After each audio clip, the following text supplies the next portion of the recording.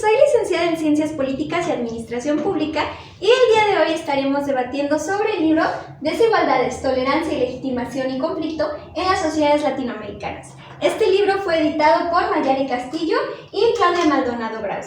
En lo que nosotros vamos a observar es un análisis acerca de cómo los conceptos de legitimación, desigualdad y conflicto se han insertado dentro del análisis de la desigualdad en América Latina. Hola, mi nombre es Melissa Mares y soy licenciada en Ciencias Políticas y Administración Pública. El día de hoy estaremos hablando sobre el libro Desigualdades en América Latina y tengo algunos compañeros que me acompañan. Mi nombre es Adam Bertagut, soy licenciado en Letras Hispánicas. Hola, yo soy Olga Terán y soy licenciada en Artes Visuales. Hola, yo soy Alfredo Quiroz y soy economista. Como les recordamos, estas mesas de debate surgen a partir de un diálogo a través del cual todos nosotros hemos abordado sobre un texto en específico y en el presente, pues bueno, lo que nosotros hemos estado estudiando es con respecto a los conceptos de desigualdad o desigualdades, conflicto y legitimación, pues bueno, a nivel global y en este caso enfocándonos en América Latina. La primera pregunta con la que nosotros queremos comenzar el día de hoy es ¿por qué nosotros podemos hablar ahora ya no solo de un debate sobre la desigualdad, sino sobre las desigualdades? Bueno, considero que hablar de una sola desigualdad es hasta cierto punto erróneo. Bueno, no hasta cierto punto, es erróneo porque los contextos de las personas son diferentes y lo podemos hacer más grande y de los países es diferente, inclusive de los continentes. Por lo que desde una perspectiva metodológica, si lo queremos ver desde la academia, es importante hacer distinciones entre los diferentes tipos de desigualdades que se pueden encontrar. Hay desigualdad económica, desigualdad social, desigualdad de género, desigualdad racial, y eso nos lleva a que para abordar este tipo de temas tenemos que hacer precisiones para que sean más certeras nuestras aproximaciones científicas desde las ciencias sociales. Bueno, antes de comenzar en mi aportación, me gustaría mencionar desde dónde hablo para poder, pues, al menos situarme un poco en cuanto a mis sesgos y posibilidades de comentar, de compartir, pues, los saberes que tengo. Y como mencioné, pues, yo parto desde las artes visuales, pero me estoy enfocando actualmente en la menstruación. Y claro, pues desde los feminismos, ¿no? Que son diferentes. Y justo trayendo esto a tema, pues una vez dicho,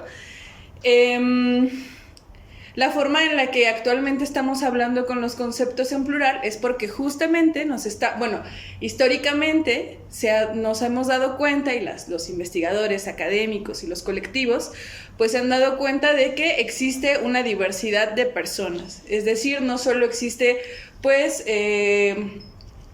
esto que antes entendíamos como la hegemonía o que actualmente lo comprendemos como lo hegemónico, sino que pues comienzan a observarse otro tipo de comunidades, de personas, mujeres negras, mujeres indígenas, mujeres con diferentes tipos de diversidad sexual, de diversidad también, ¿cómo se dice? Cuando son diversas, el psicólogo debe saber, cuando son, neurodiversas, gracias. Entonces, comenzamos a observar que hay muchas historias, por lo tanto, comenzamos a hablar de diferencias, ¿no? Porque no solo estamos abordando un tipo de personas, sino pues a un grupo y a diversos grupos. Eso creo. Alfredo, ¿qué nos puedes decir? Pues así como Adán lo dijo y como Olga también lo señaló, pues es que culturalmente hay muchas diferencias, ¿no? Entonces, por ejemplo, Adán hablaba que hay desigualdad económica, por ejemplo, la forma de medirlos con el índice del Gini. El Gini mide la desigualdad en los ingresos, pero, por ejemplo, el Banco Mundial ha querido tomar este índice del Gini y decir que un país es más igual o es más desigual que el otro teniendo solamente en cuenta los ingresos. Yo como economista tengo una pelea con los economistas precisamente porque no podemos simplemente mirar ingresos, hay que mirar otras cosas, hay que mirar que hay diversidad, hay neurodiversidad, como lo señalaba Olga, y no nos podemos simplemente fijar en quién gana más o quién gana menos, que esto no necesariamente nos va a decir que hay una desigualdad, porque esto también está relacionado pues, con la calidad de vida, por ejemplo. Entonces no necesariamente quien gana más va a tener una calidad de vida alta o quien gana menos va a tener una mala calidad de vida. Esto yo creo que es bien interesante porque creo que, o sea, como una idea o un discurso que ya todos tenemos como muy dado por cierto, es precisamente de la igualdad. En este caso, pues, nosotros, no sé cómo si será diferente en Colombia, ¿verdad? Pero aquí nosotros partimos como de la idea de decir, es que todos somos iguales ante la ley. Pero la realidad es que, aunque en efecto las leyes en papel nos rigen de una forma que tiene que ser igualitaria, la verdad es que la traducción de la ley en acciones, aún, y esto pues desde muchos ámbitos, ¿no? Desde políticas del Estado, desde políticas sociales, esta traducción de la ley no se hace de forma igual ante todos los grupos y tan diferentes como Olga lo mencionaba que compartimos México, ¿no?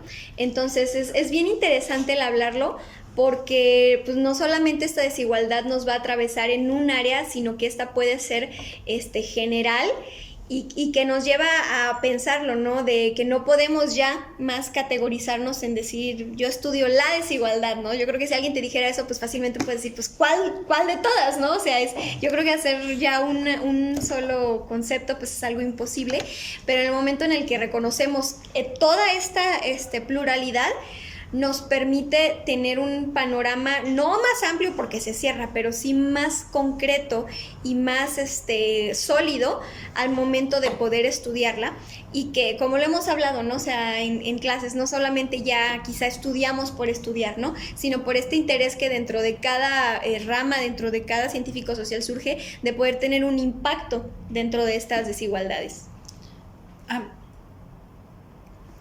Bueno, quisiera solo aportar algo, Meli, a lo que estabas comentando, que justo esta frase, ¿no? Que la sitúas en México, que acá la decimos, lo de todos somos iguales ante la ley, todas, me recordó mucho a cómo hay algunos indígenas que se están esforzando por aprender español, o incluso aprender español, para poder entender lo que los gobernantes les están diciendo, ¿no? Para cuando les están quitando sus tierras, pues ellos obviamente tienen una gran desventaja porque no les están entendiendo en español, ¿no? Entonces, justo cómo se nota la desigualdad entre las lenguas, ¿no? Entre el idioma y cómo atraviesa tan lejos hasta el perder los territorios. No solo se pierde el cuerpo territorio, sino el territorio tal cual, ¿no? La tierra. Claro, y esto nos lleva a una pregunta, pues, que sería la número 2, que es bastante interesante, ¿no? Porque si analizamos, o sea, si preguntamos así a una persona en la calle, oye, ¿tú crees que hay desigualdad en México? Yo creo que la respuesta general va a ser sí, ¿no? Tendría que ser alguien como sumamente sin información para decir que no. Pero si decimos nosotros que sí, ¿por qué es que estas desigualdades tan distantes han permeado dentro de la sociedad hasta el día de hoy? O sea, ¿por qué estas desigualdades son legítimas?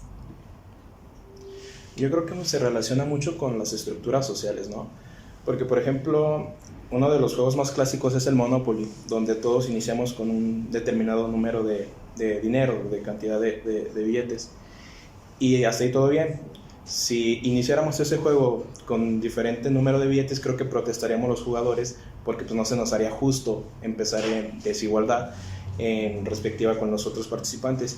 Pero curiosamente en la sociedad esa desigualdad la aceptamos de manera intrínseca hacia nosotros, que digo, claro que es utópico pensar que todos vamos a nacer en mismas circunstancias, pero al final de cuentas es importante que esa legitimación que se da a partir de las estructuras sociales no se nos adhiera a nosotros de manera permanente, sino que luchamos porque el Estado, que es un agente social, pueda permitirnos tener oportunidades para que esa desigualdad con la que nacemos o con la que las estructuras sociales nos constriñen puedan ser pues a cierto punto resueltas, ¿no?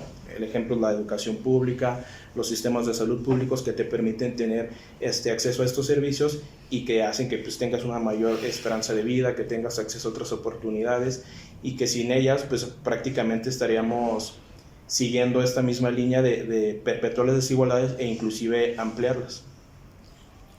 Y bueno, también se legitima por medio de las relaciones de poder. Bourdieu abordaba esto y hablaba de cómo las instituciones y culturalmente se crean esas relaciones de poder. Y claro, si hablamos de una relación de poder, estamos hablando de que no es una relación de iguales, de que se está ejerciendo el poder de uno sobre otro, y si no hay una relación de iguales, se está legitimando esta desigualdad. Y se hace a través, y lo vemos a través de la historia, y lo vemos en la cultura, y se ve en Colombia y se ve en el mundo, como la iglesia, sin importar qué denominación, la iglesia, la política, aún la escuela, la academia, tiene esas relaciones de poder que legitima.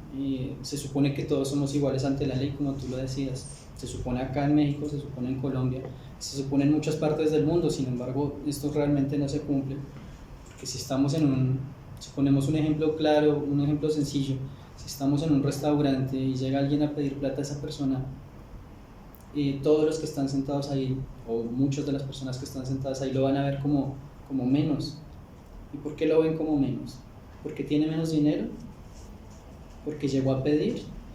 Y se replican esas relaciones de poder, todo el tiempo se están replicando esas relaciones de poder. Oh, sí. Justo estaba pensando en cómo podemos partir también, es un término que ya les he compartido, un concepto, que es cómo podemos entender la diferencia de los cuerpos sexuados y cómo es atravesada por la desigualdad, ¿no? Sigo creyendo que es muy importante distinguir estas dos categorías, la diferencia y la desigualdad, para poder situarnos bien en el territorio, ¿no? Pero es interesante cómo estas diferencias sexuales, por ejemplo el menstruar, imposibilitan muchas veces llevar un día a día, como se espera que, por ejemplo, los varones tienen una rutina, y ahí es donde atraviesa la desigualdad en nosotras. Por ejemplo, hay investigaciones que sustentan que las mujeres ganan menos dinero, claro, no todas, cierto tipo de mujeres, pero las toallas femeninas son muy caras. O por ejemplo, es muy difícil que tú ahorres, al menos a mí y a mis compañeras, a algunas contemporáneas, pues nos ha costado trabajo ahorrar para comprarnos una copa menstrual. Entonces, en función de que se está ganando menos, pero se está gastando más dinero por sangrar, ¿no? Esa es una de las formas en las que la desigualdad está siendo atravesada justo por la diferencia sexual.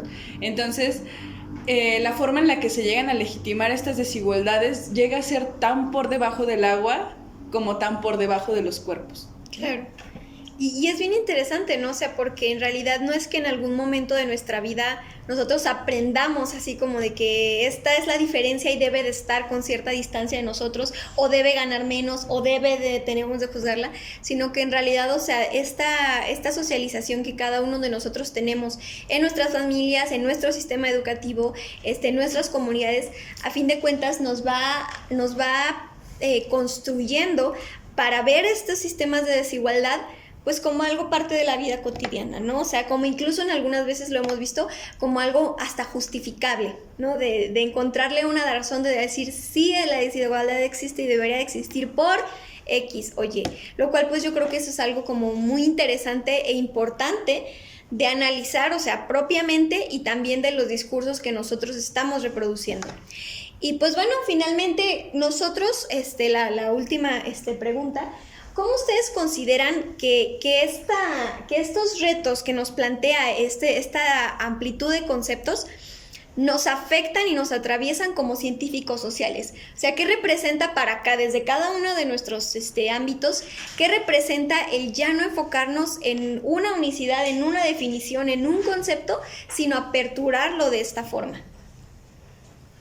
Bueno, yo creo que lo podemos ver desde dos perspectivas. Primero es la opinión pública, donde si bien, al menos de los cuatro creemos que la desigualdad es un problema en las sociedades contemporáneas, creo que hay cierto sector que considera que la desigualdad es natural, que también se relaciona con esta parte de la legitimidad. y que por ejemplo ponen para ilustrar su postura lo que sucedió con China, ¿no? China antes de la apertura al mercado pues era una economía cerrada donde había mayor igualdad, pero había igualdad hacia la pobreza. Después de que China se abre en una economía capitalista, o al menos globalizada, se reduce la pobreza, pero aumenta la desigualdad, pero sacaron a muchísimas personas de una pobreza extrema.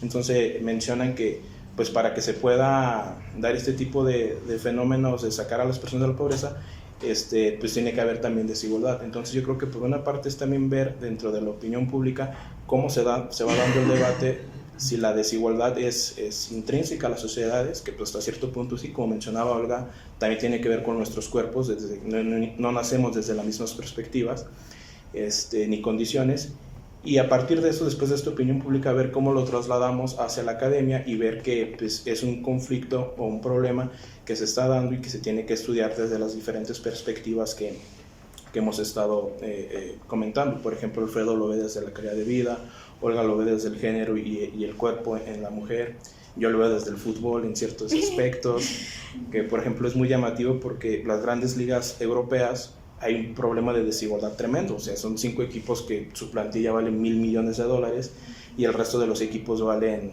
50, 70 millones de dólares, y esto trae como consecuencia que pues, siempre sean los mismos los que ganan. O sea, es un ejemplo algo banal, pero que te da ilustrativamente cómo se da la desigualdad en los diferentes ámbitos y cómo desde la academia podemos abordar las diferentes perspectivas en las que se va dando este fenómeno social. El problema también, cuando hablabas de China, yo pensaba en que muchas veces se piensa que con un modelo económico o político se va a superar la desigualdad. Entonces los socialistas pensaban que lo iban a lograr.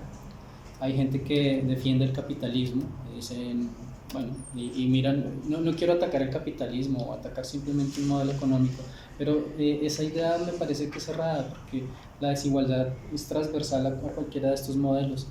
Si bien vemos el caso de Rusia, cuando la Unión Soviética socialista tenía casos de desigualdad, o Cuba, por ejemplo, un caso reciente, o Venezuela, por ejemplo, son casos que quieren replicar modelos económicos que piensan supuestamente en igualdad, pero uno igual ve esta desigualdad. Entonces, querer cambiar esto sería quitarle el poder a los poderosos, pero no significa simplemente quitarle el poder, que el poder cambie de manos, que es lo que suele pasar, cambia de manos de derecha a izquierda, pero la desigualdad sigue.